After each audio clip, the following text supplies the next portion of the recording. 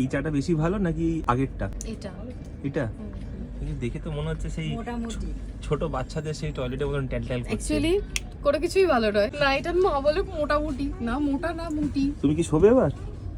না না, বাবার এখন লাগছে বিরক্ত। বাবার মনে হচ্ছে এর থেকে ফ্লাইটে এলে ভালো হতো।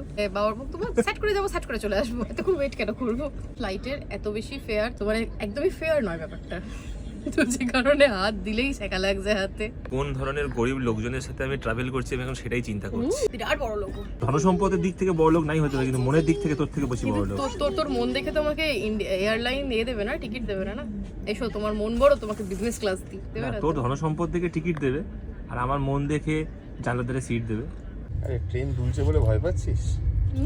ট্রেন দুলছে বলে ভয় পাচ্ছিস? না ভয় কেন পাবো, সেটা রিল্যাক্স লাগছে। ঘড়িতে এখন বাজে 10টা। এর মধ্যে সুস্মিতা বিছনাপত্র করে ব্রেকফাস্ট করে শুয়ে পড়েছে। আর এখানে রয়েছে মা।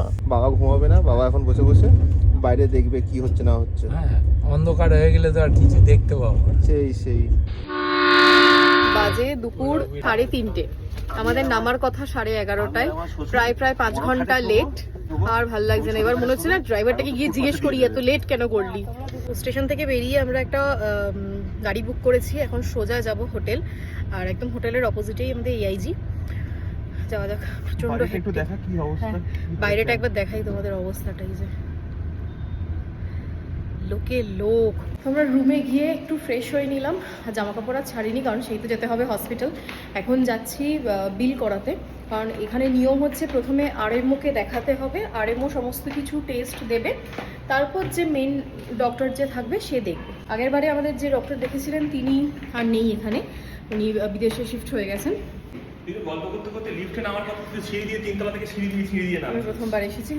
এটা আমাদের হোটেল আর এটা হসপিটাল, জাস্ট রাস্তার এপার টু ওপার। এআইজি দুটো ভাগ আছে, এটা পুরনো হসপিটাল আর নতুনটা শহরের আরেক দিকে। এখানে ট্রিটমেন্ট সব থেকে ভালো হয়,